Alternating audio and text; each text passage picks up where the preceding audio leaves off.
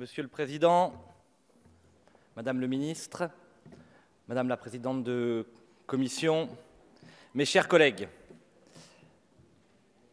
je monte en cet instant à la tribune de l'Assemblée nationale avec humilité et détermination pour défendre notre proposition de loi visant à la création d'un ticket carburant portée par le groupe des Républicains, présidé par Christian Jacob. Je monte à la tribune dans le prolongement de ce que d'autres parlementaires ces dernières années avaient pu et su porter. Je pense en particulier aux députés Yves Jégo et Jean-Louis Borloo qui, il y a quelques années, avaient déposé ce même type de proposition. Je monte à cette tribune au nom des travailleurs, des entrepreneurs, des salariés, des fonctionnaires et des apprentis. Je monte à cette tribune au nom des 35 millions de Français qui vivent dans nos territoires ruraux et nos villes moyennes, loin des grandes agglomérations. Je monte à cette tribune au nom des 7 millions de Français qui ont déjà dû renoncer à un emploi ou à une formation parce que la voiture coûte trop cher. Je monte à cette tribune au nom des 20 millions de nos compatriotes qui, chaque jour, utilisent leur véhicule personnel pour aller travailler.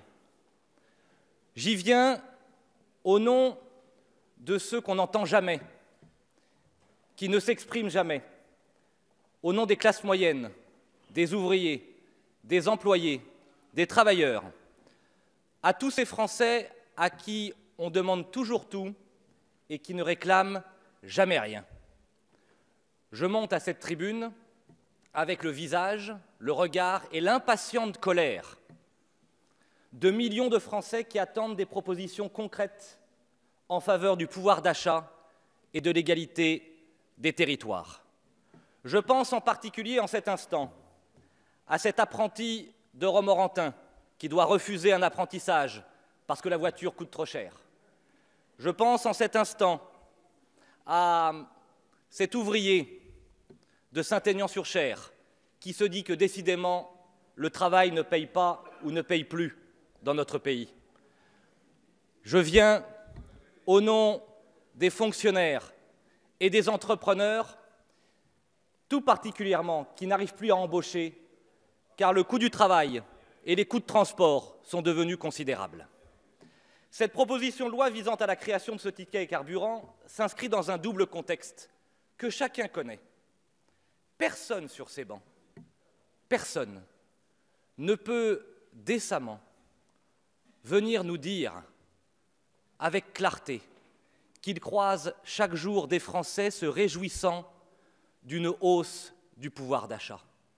Tout démontre, depuis des mois, et particulièrement cette année 2018, la baisse du pouvoir d'achat que subissent nos compatriotes.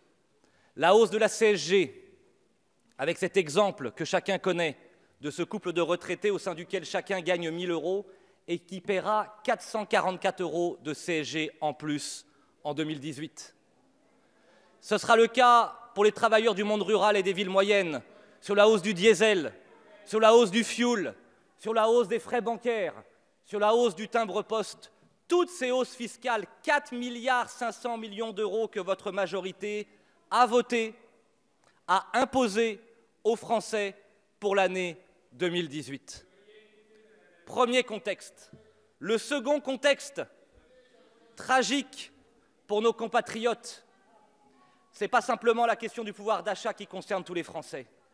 C'est la double peine pour ceux qui vivent dans la France des provinces et la France des territoires et qui ont à subir la fermeture des écoles, la fermeture des classes dans nos écoles rurales, plus de 1 000 classes fermées dans nos écoles rurales. Je pense à nos agriculteurs qui voient d'innombrables communes supprimer des zones défavorisées simples. Je pense à tous ces Français qui se voient imposer cette mesure démagogique des 80 km/h, alors que chacun sait que les collectivités n'ont plus les moyens d'entretenir le réseau des routes secondaires. Tout ce contexte de baisse du pouvoir d'achat d'une part, d'inégalité des territoires d'autre part, c'est la réalité du quotidien grave et solennel que vivent nos compatriotes. Et c'est dans ce contexte concret, enraciné, que nous déposons et nous présentons devant vous notre proposition de loi. Notre proposition de loi est simple, elle est concrète. Elle vise à permettre à chaque entreprise volontaire, par une exonération de cotisation, à pouvoir donner à ses salariés un ticket carburant pour prendre en charge une partie de ses frais de transport pour un montant pouvant aller jusqu'à 200 € net par mois de hausse de pouvoir d'achat. Notre proposition est simple, vous l'avez compris. Elle est souple, car elle appartient à la négociation au sein d'une entreprise de manière facultative et elle bénéficie d'une double fiscalité avantageuse, l'exonération des cotisations pour les entreprises, l'exonération de fiscalité sur l'impôt sur le revenu pour les salariés. Notre proposition est égalitaire. Si vous habitez aujourd'hui Paris, votre entreprise peut prendre en charge 50% de vos frais de transport, métro, tramway, RER. Si vous habitez Provins, Romorantin ou Aurillac, rien, presque rien, pour aider nos travailleurs. J'entends certains qui me parlent des frais réels. Savez-vous que les Français ne sont même pas 50% à payer l'impôt sur le revenu? D'autres me parlent d'une aide URSSAF plafonnée à 200 € par an. D'autres me parlent d'une vieille réforme d'un ancien gouvernement pour une aide pouvant aller jusqu'à 100 € par an. Notre proposition est radicalement différente. Elle propose une augmentation significative du pouvoir d'achat de 200 € net par mois pour les travailleurs des provinces et des territoires. Notre proposition est écologique. Bien sûr qu'elle bénéficiera, au nom du pragmatisme, aux Français qui utilisent leur voiture à essence ou à diesel. Mais nous l'avons élargie aux voitures électriques et nous avons accepté, à juste titre, un amendement du groupe de la France Insoumise qui propose une bonification pour le covoiturage parce que la question du développement durable est une question qui, nous aussi, nous préoccupe. Enfin, notre proposition est pragmatique. Elle est pragmatique parce qu'elle s'appuie sur une volonté d'expérimenter cette idée pour les 2 prochaines années et nous ferons ensemble un bilan à l'issue de cette proposition concrète. Et elle apparaît comme appartenant à un coût modique pour l'État, sur le modèle du ticket restaurant. Le ticket restaurant a été créé il y a quelques décennies. Le ticket restaurant bénéficie à des millions de Français. Le ticket restaurant, son coût est évalué chaque année à 1,5 milliard d'euros, mais les services du ministère des Finances et de l'Économie l'ont démontré.